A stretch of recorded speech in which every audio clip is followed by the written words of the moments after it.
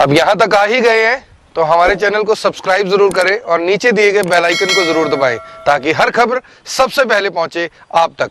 एक कड़वा सवाल है, इस समय जो कांग्रेस की कमान है राहुल गांधी के हाथ में। राहुल गांधी को लोग यानी कि पप्पू कहते हैं। जब पप्पू कहते हैं तो आपको कभी शर्मिंदगी होती है कि मैं ऐसी पार्टी में हूँ जिसके अध्यक्ष को पप्पू पप्पू कहकर बुलाया जाता है। आरएसएस के बारे में आरोप बहुत लगते हैं। ये भी कहा जाता है कि आरएसएस ने तो आज तक अपना पंजीकरण ही नहीं करवाया। 1995-96 तक उन्होंने कभी देश का झंडा नहीं लगाया।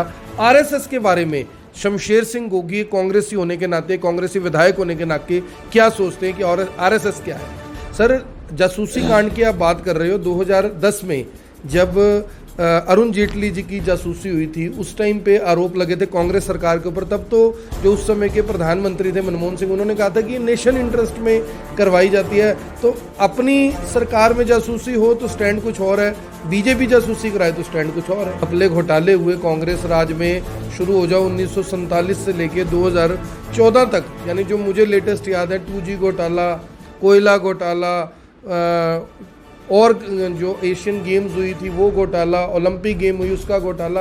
आपको नहीं लग रहा कि इतने आरोप लग चुके कि अब पब्लिक कहीं ना कहीं कांग्रेस को देखना नहीं चाहती? कांग्रेस विकल्प के रूप में, यानी कि लोग परेशान हैं बीजेपी से, लेकिन उनको लगता है कि कांग्रेस विकल्प नहीं है, विकल्प कोई और होना चाहिए। जब कहा जाता है कि सोनिया गांधी जो है वो बार डांसर हैं, राहुल गांधी को पप्पू कहा जाता है, आपके अंदर की क्या फीलिंग है? एक सच्चे कांग्रेसी होने के नाते आपके अंदर क्या फील होता है कि क्यों इस तरह के जो आरोप हैं, जो तंज कसे जाते हैं, इसके पीछे का क्या कारण? आपके हलके की बरसों पुरानी मांग है कि जिला बनाया जाए, उसकी क्या स्थिति है? क्या विधानसभा में कभी शमशेर सिंह गोगी ने आम आदमी की इस आवाज़ को उठाया, बुलंद किया कि जो जिला है असंध को बनाया जाए? आपके हलके के अंदर जब भी कोई मुहूर्त होता है, कोई सड़क बनती है, कोई पंचायती कोई भी काम होता है, तो आपके बोर्ड की जगह पूर्व विधायक का बोर्ड लग जाता है, आपको बुलाते भी नहीं है वहाँ पर।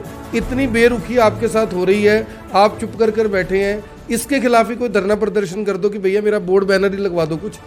देखो, कुछ लोगों को बाप बदलने की आदत है। अब एमएलए तो मैं हूँ, नाम किसी और का लिख दो। एक सवाल सबसे बड़ा, 40,000 करोड़ का कर्जा था जब भूपेंद्र सिंह हुड्डा के हाथ में हरियाणा की कमान थी। आज वो कर्जा बढ़कर 2 लाख करोड़ रुपए से ऊपर का हो चुका है। जब 1,60,000 करोड़ का कर्ज ले लिया, जनता के टैक्स के पैसे का इस्तेमाल कर लिया, तो आप कैसे आरोप लगा सकते हैं कि हरियाणा में डेवलपमेंट नहीं होगी? बहुत बुरे हालात हैं सड़कों के। पीछे में आपका एक बयान भी पढ़ रहा था, एक सड़क बनाने के लिए आपने दरखास्त की थी, वो सड़क ही नहीं बनी आज तक। सुनवाई तो आपकी होती नहीं, अगली बार जनता आपको कैसे चुनेगी? पर हिंदुस्तान को सरवाइव करना है तो मोदी नहीं आएगा। अगर इस देश का सत्यानाश होना कहीं लिखा है तो ही मोदी आएगा। कांग्रेस की पुरानी आदत है भाई, पहले अपने आड़े का सफाया कर लो, दूसरे ने फिर देख लेंगे। जब भी तो कांग्रेस का सफाया हो गया। लेकिन ये जो लफंगे डीसी लगा रखे हैं यहाँ, सारे भ्रष्टाचार की और सारे सत्यानाश की जड़ ये अकेला है। वो इस बात से बहुत दुखी हैं कि हमारे को तो कुछ मिल नहीं रहा, सारे का सारा माल तो दुष्यंत पी गया। वो कह रहे हैं भाई सारा देश तुम्हारे नाम ही करना है, मेरा कौन सा आगे कोई है? किसके नाम कर देंगे देश? अडानी अम्बानी के। जब मिलिट्री के बाप की सीआईडी कराई जा रही है पेगासस से, 2 अपने मंत्रियों की कराई जा रही है। कौन भाटिया जी प्रॉपर्टी डीलर है? संजय भाटिया यार, एमपी अपना, मेरा मित्र है वो, बड़ा खास। प्रॉपर्टी डीलिंग आप उसकी प्रॉपर्टी तो पता करो। घटिया आदमी को घटिया कहा जाता है ना।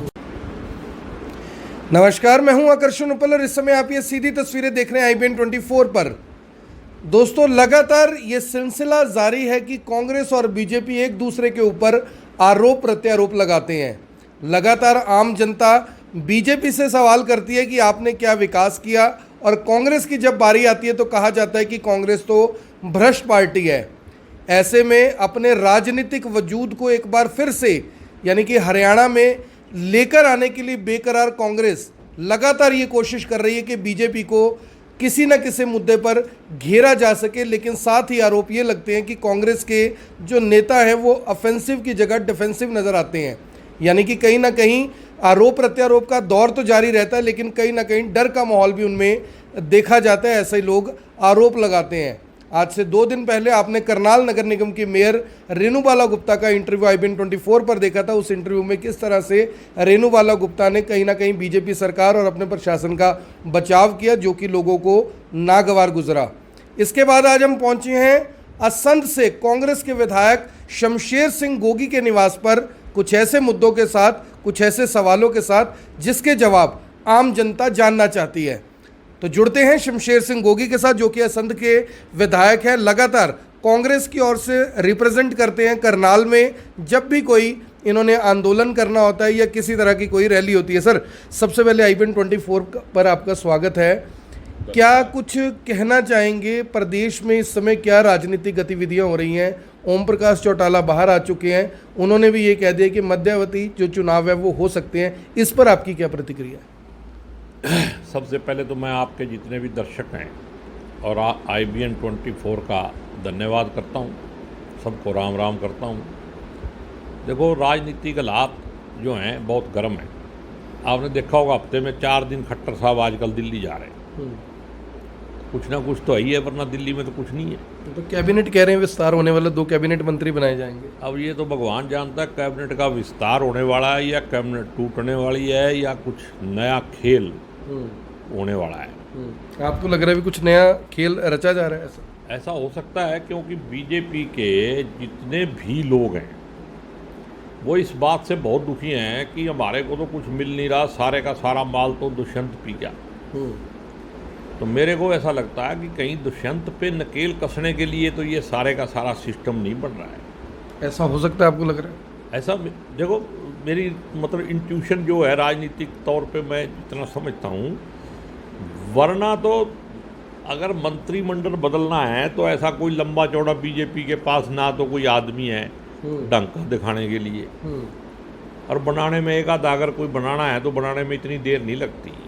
ये तो मेरे ख्याल में पिछले 1 महीने में 10 बार जाए, कभी अमित शाह जी से मिलते हैं, कभी वहाँ संतोष जी आ जाते हैं, कभी वहाँ नड्डा साहब आ जाते हैं। तो ये एक आधा मंत्री बदलने की प्रक्रिया नहीं है, कुछ बड़ा होने वाला है। समथिंग बड़ा है, कुछ बड़ा होने वाला है, ऐसा मेरे को महसूस होता है। ऐसा आपको महसूस होता है? ये गोगी हैं, शमशेर सिंह गोगी, कई बार ऐसी बातें कह देते जो किसी ने सोची नहीं होती। गोगी साहब, लोग ये कहते हैं कि कांग्रेस का ज़्यादा जोर बीजेपी की तरफ है, अपनी तरफ कोई ध्यान नहीं है। इतने साल हो गए, ना संगठन का विस्तार हुआ, ना आज तक ये पता है, यानी पत्रकारों को सबसे ज़्यादा दिक्कत आती है भी कांग्रेस की तरफ से बयान किसका लें, ना कोई जिला अध्यक्ष है, ना कोई प्रवक्ता है, सिर्फ एक यानी कि कुमारी शैलजा के ऊपर पूरी की पूरी कांग्रेस है। भूपेंद्र सिंह हुड्डा के ऊपर पूरी कांग्रेस क्यों आकर रुक जाती है? उसके आगे भी तो छोटे मोटे कार्यकर्ता हैं, उनको कुछ बना दो, कम से कम लोगों को ये लगे कि हाँ, एक मजबूत विपक्ष भी सामने है। देखो, जो कांग्रेस है ना, बहुत बड़ी पार्टी है। ये कहना कि एक व्यक्ति, चाहे वो प्रदेश अध्यक्ष हो, चाहे कोई और लीडर हो, एक व्यक्ति कांग्रेस ना थी कभी, ना कभी हो सकती। छोटे से छोटे वर्कर भी जो है वो भी कांग्रेस है। और कांग्रेस में अब बीजेपी पे ध्यान क्यों नहीं दें? बीजेपी ने इस देश का, इस प्रदेश का सत्यानाश कर दिया, तो हम कहाँ ध्यान दें? रही बात कांग्रेस की, ये बात मैं सही तरीके से मानता हूँ कि कांग्रेसियों ने अभी पूरी तरह से मन नहीं बनाया है बीजेपी से लड़ने का। मन नहीं बनाया, ये बात आप कह रही हैं? मैं कह रहा हूँ, देखो, जो लीडरशिप है मौजूदा, वो चाहते हैं कि उनके बीजेपी के खिलाफ लड़ा जाए, लेकिन नीचे से लेके ऊपर तक अभी कांग्रेस ही आपस में ही काफ़ी, पहले अपनी लड़ाई लड़ रहे हैं, फिर बीजेपी से लड़ेंगे। ये कांग्रेस की पुरानी आदत है। अच्छा, भाई पहले अपने वाले का सफाया कर लो, दूसरे ने फिर देख लेंगे। जब भी तो कांग्रेस का सफाया हो गया। इशारा भूपेंद्र सिंह हुड्डा की तरफ है? नहीं, भूपेंद्र सिंह हुड्डा तो सीनियर लीडर है, मेरी औकात से बाहर है वो। मैं तो एक जनरल बात कर रहा हूँ सबके लिए, जिसमें मैं भी शामिल हूँ और दूसरे छोटे कार्यकर्ता भी शामिल हैं और मेरे जैसे लीडर भी शामिल हैं।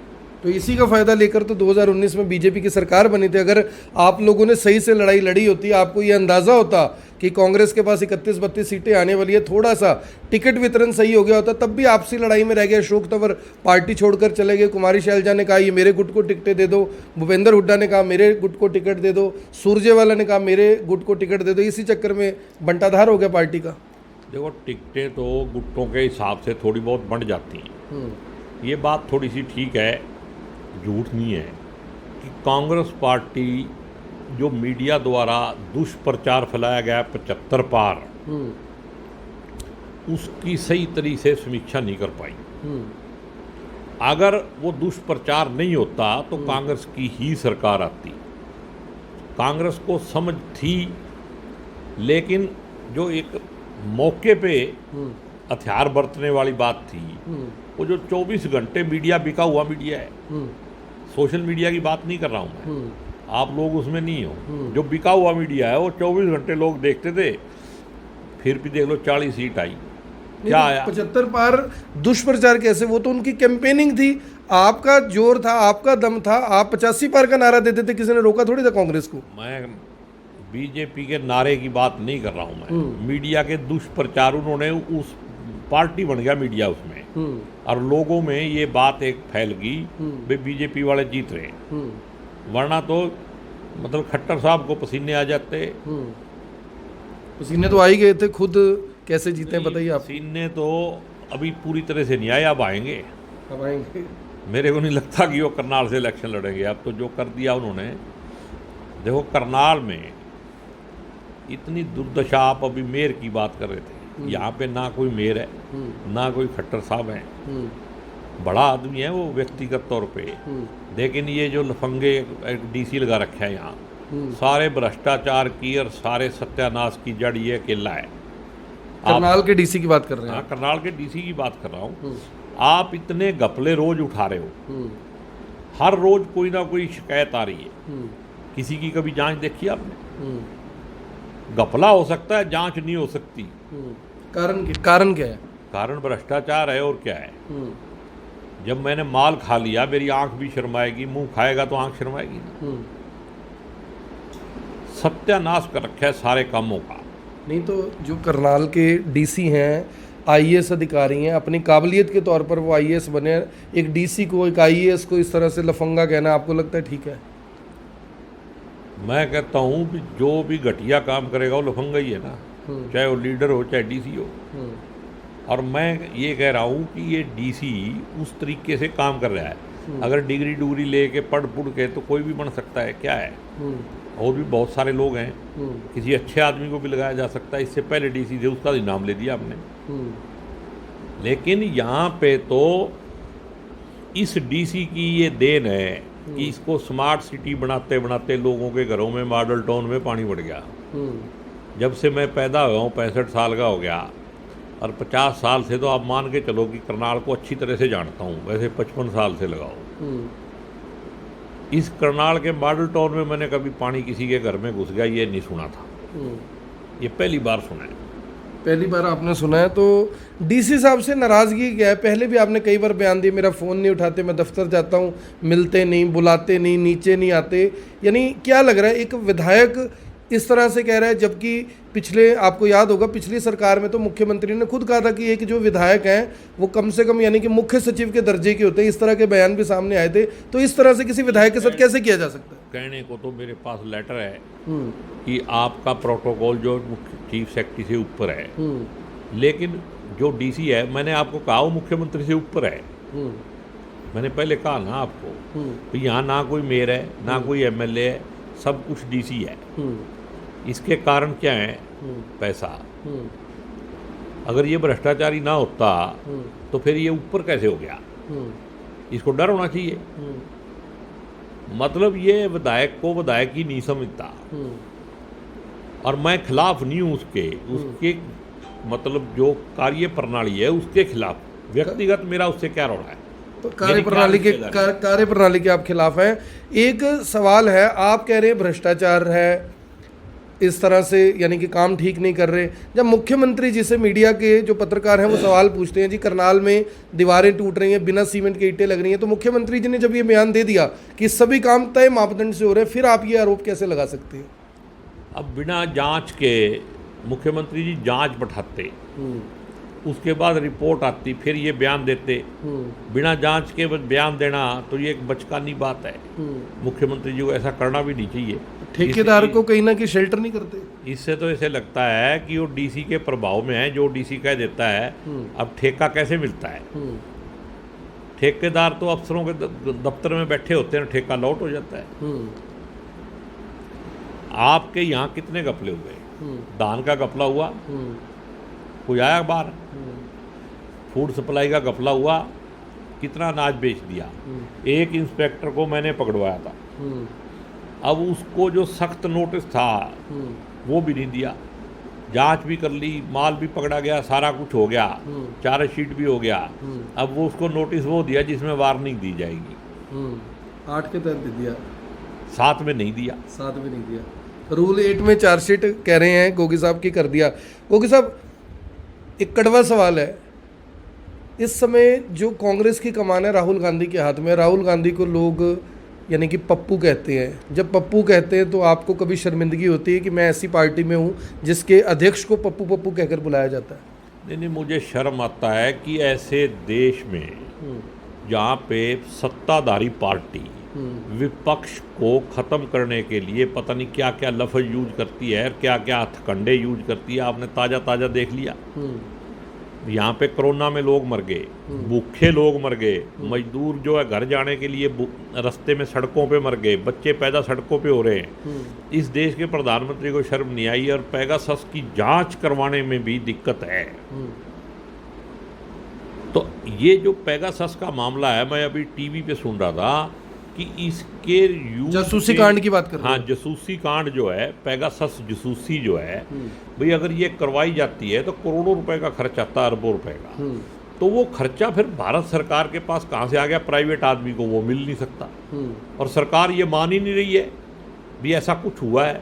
फिर इसका मतलब जो ये सारा झूठ है, तो सरकार को एक्शन लेना चाहिए इसके खिलाफ। मान लो अगर सरकार ऐसा नहीं कर रही है और आकर्षण उपल कर रहा है, तो फिर आकर्षण उपल के खिलाफ जांच बैठाओ।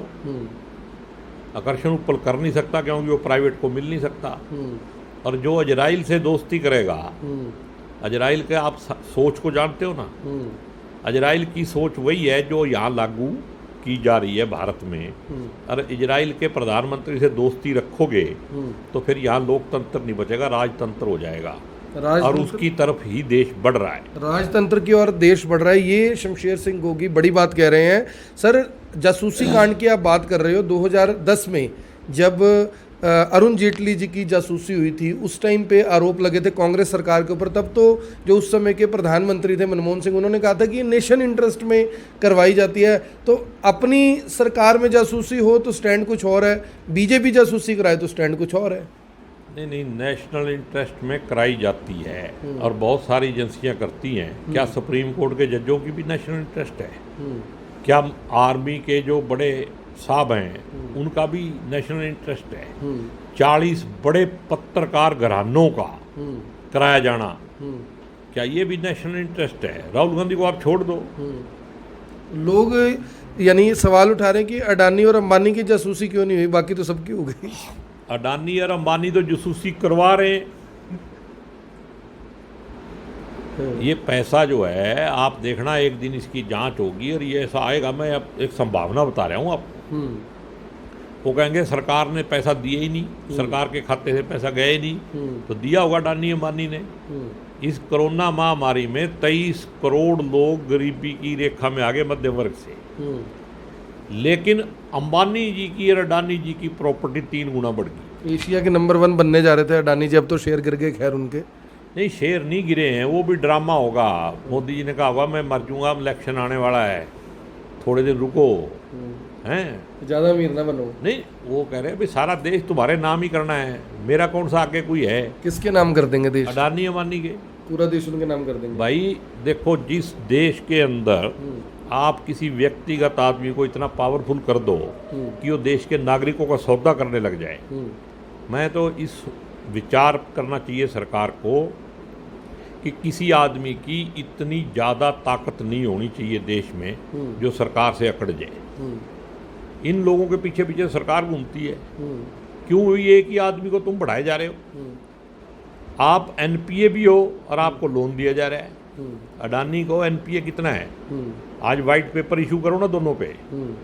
सरकार के पैसे से सरकार के लोगों का खून मतलब देश के लोगों का खून चूस रहे हैं ये लोग। पैसा कहाँ से आ रहा है?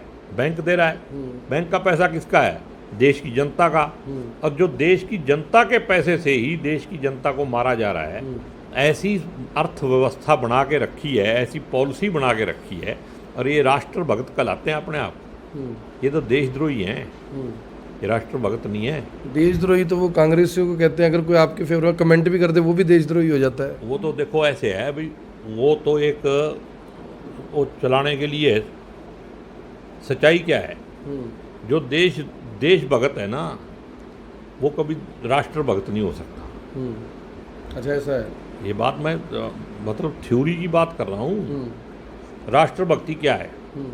हिटलर की थी राष्ट्रभक्ति, और पूरे देश का नाश कर दिया ना, पूरे संसार का। तो आपको लग रहा है हिटलर की कोई नीति अपनाई जा रही है हिंदुस्तान के अंदर? हिटलर की जो नीति है, आपका कहना है कि वो अपनाई जा रही है, हिटलर को फॉलो किया जा रहा है? आरएसएस की जो किताबें लिखी हुई हैं उनके अंदर हिटलर का नाम लेके बताया गया है। ऐसा मैं रोज बहस में सुनता हूँ, मैंने पढ़ी नहीं है, लेकिन ये सच्ची बात है। इनकी जो नीति है वो ये है कि देश में ये 2-4 घराने हमारे कब्जे में रहेंगे, मिलिट्री हमारी है। जो ये सोचते हैं हमारे बाप के नौकर हैं, इनको पता लगेगा जिस दिन मिलिट्री खड़ी हो जाएगी। जब मिलिट्री के बाप की सीआईडी कराई जा रही है पेगासस से, 2 अपने मंत्रियों की कराई जा रही है।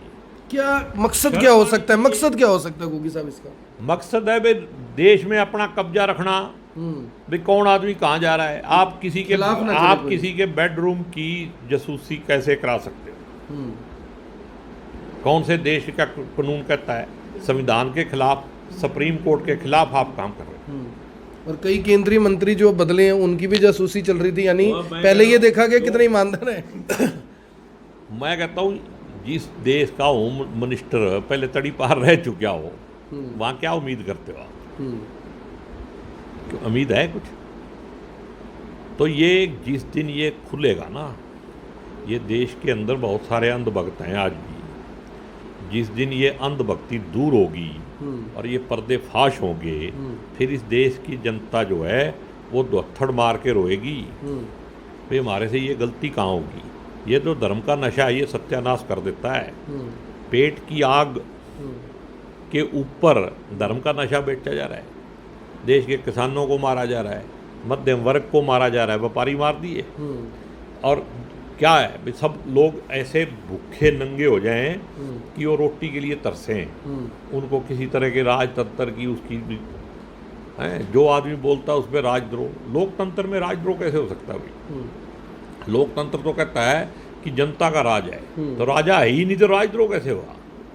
गोगी साहब, जो आपको नहीं लगता कि जो जनता की नाराज़गी है उसका कारण ये सभी घोटाले गोपाले, यानी जितने घपले घोटाले हुए कांग्रेस राज में, शुरू हो जाओ 1947 से लेके 2014 तक, यानी जो मुझे लेटेस्ट याद है 2G घोटाला, कोयला घोटाला, और जो एशियन गेम्स हुई थी वो घोटाला, ओलंपिक गेम हुई उसका घोटाला, आपको नहीं लग रहा कि इतने आरोप लग चुके हैं कि अब पब्लिक कहीं ना कहीं कांग्रेस को देखना नहीं चाहती? कांग्रेस विकल्प के रूप में, यानी कि लोग परेशान हैं बीजेपी से, लेकिन उनको लगता है कि कांग्रेस विकल्प नहीं है, विकल्प कोई और होना चाहिए।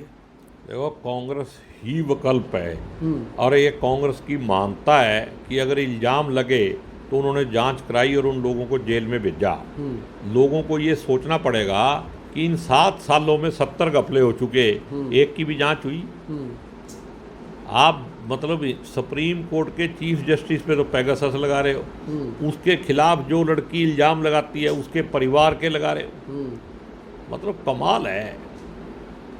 फिर भी इस देश की जनता अगर नहीं समझती है और सुसाइड करना चाहती है तो उसका तो कोई इलाज नहीं। तो जनता तो घूम फिर कर फिर कहेगी भी, चाहे कितनी कुछ होगी, आएगा तो मोदी ही। देखो, ये एक बात मैं आपको आज बता देता हूँ और आपके माध्यम से देश की, अगर हिंदुस्तान को सरवाइव करना है तो मोदी नहीं आएगा।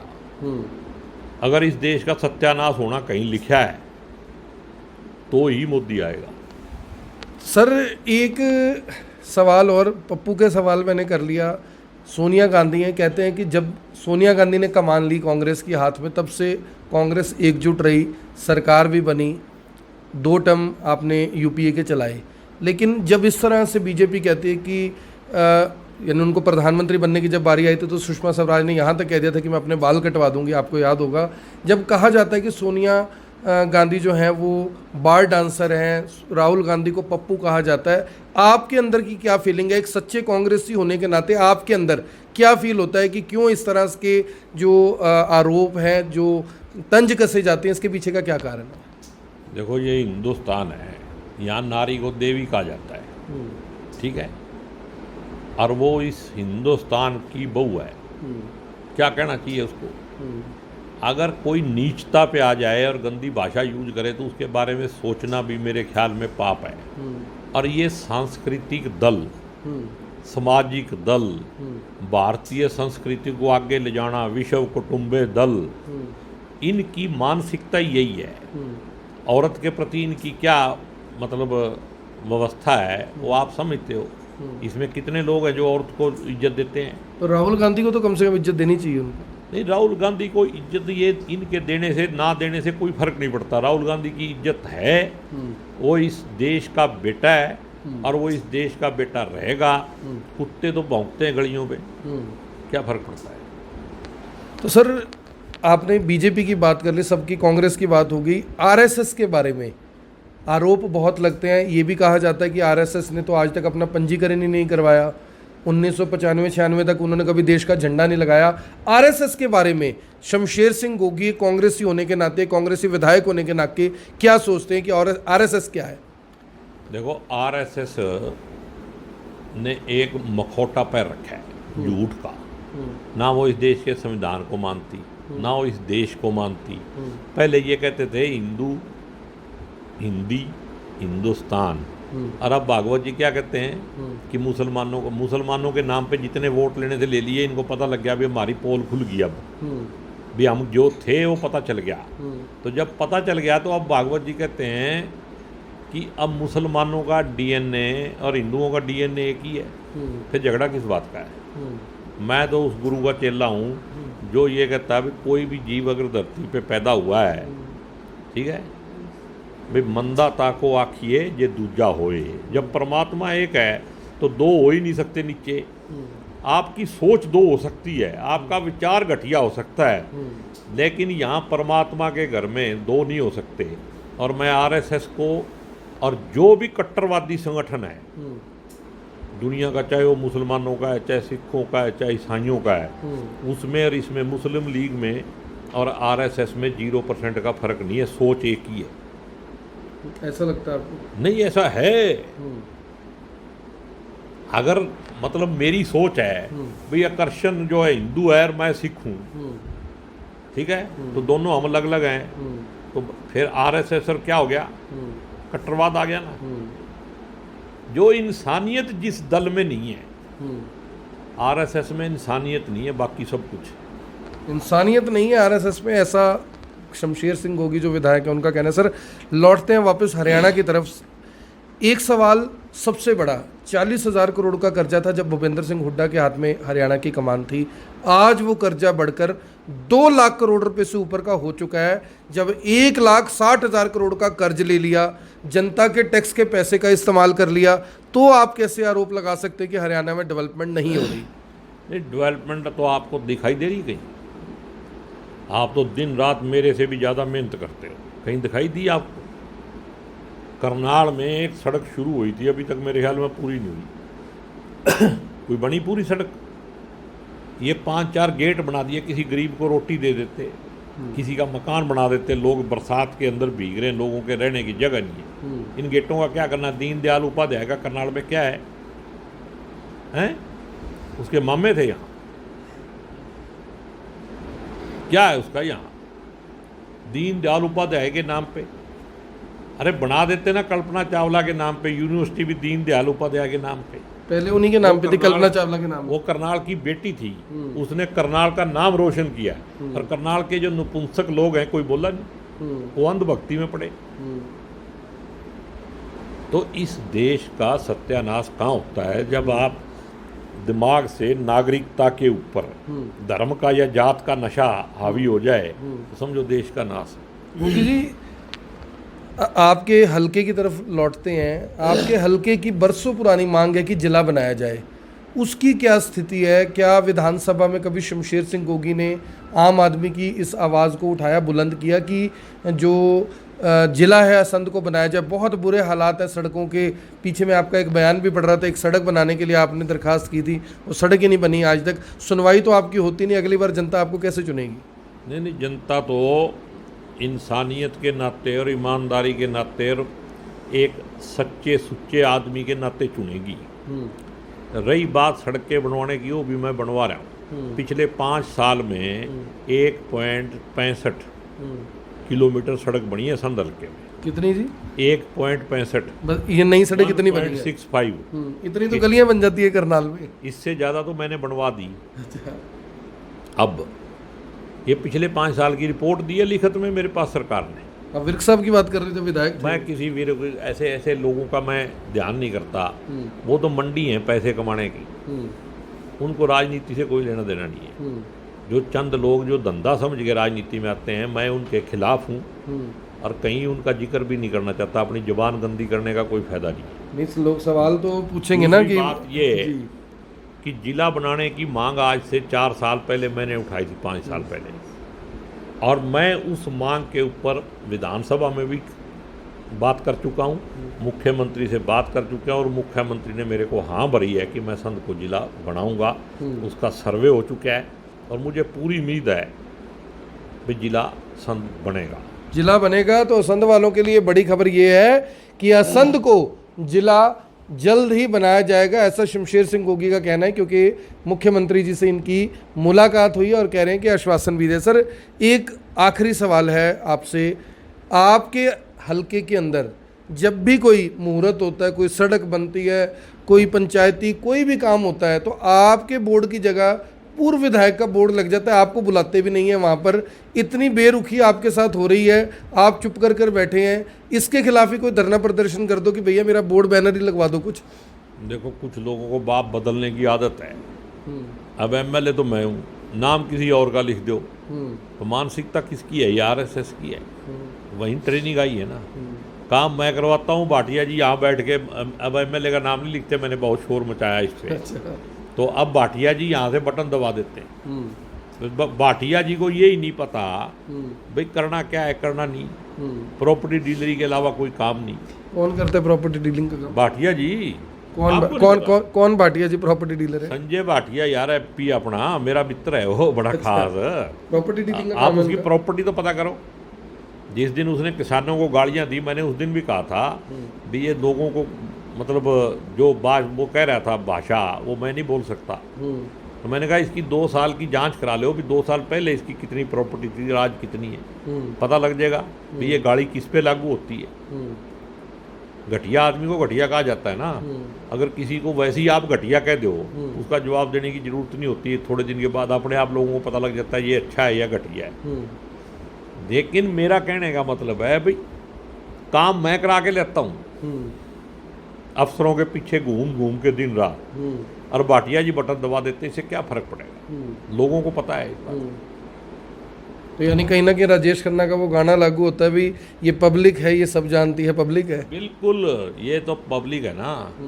ये जो लीडर हैं इनको ये बात समझ लेनी चाहिए कि दांती के तो एक तरफ दंदे होते हैं, पब्लिक के 2 तरफ हैं। दोनों तरफ से काटेगी इनको। जो भी पब्लिक के साथ धोखा करेगा, बेईमानी करेगा, उनको लूटेगा, उसका सत्यानाश होना तय। ये मेरी मान्यता है और मैं इसको मान के ही सेवा करता हूँ। और एमएलए भी बने हूँ सेवादार बनने के लिए, और सेवादार बन के ही आज के दिन काम कर रहा हूँ और ऐसे ही करता रहूँ। तो ये थे शमशेर सिंह गोगी। हमेशा की तरह अपने यानी कि उस रुख को लेकर जाने जाते हैं कि किसी से घबराना नहीं, किसी से डरना नहीं, जो कहना है मतलब कहना है। जब बात आई कांग्रेस की तो बोला कि हाँ कांग्रेसियों के अंदर ये कमी है, कांग्रेसियों के अंदर ये दिक्कत है कि वो अपने वर्चस्व की लड़ाई इसी तरीके से लड़ते हैं और शायद इसी वजह से भारतीय जनता पार्टी मौके पर चौका मार जाती है। ये भी बात जब आई कि आपके इलाके के अंदर इस तरह से बोर्ड बैनर लगा दिए जाते हैं, आपका नाम नहीं होता, उसको भी माना और सीधे तौर पर कह दिया कि कुछ लोगों को बाप बदलने की आदत होती है। तो बहरहाल आप इन सवालों से कितना संतुष्ट थे, क्या आपको लगता है कि शमशेर सिंह गोगी ने आपके हर सवाल का जवाब दिया? शमशेर सिंह गोगी ने जिस तरह से खुलकर अपनी बातें रखी, सीधे तौर पर उस हर सवाल का खुलकर जवाब दिया, मुझे नहीं लगता कि एक आधे सवाल को छोड़कर किसी सवाल पर उन्होंने अपनी बात को पूरे तरीके से ना रखा हो। कमेंट बॉक्स में इस बारे में ज़रूर बताइए। आप देख रहे हैं इवेंट 24, मैं हूं आकर्षण उपल करनाल से आप सभी के साथ लाइव। अगली बार मिलेंगे किसी और शख्स के साथ, किसी और शख्सियत के साथ। धन्यवाद।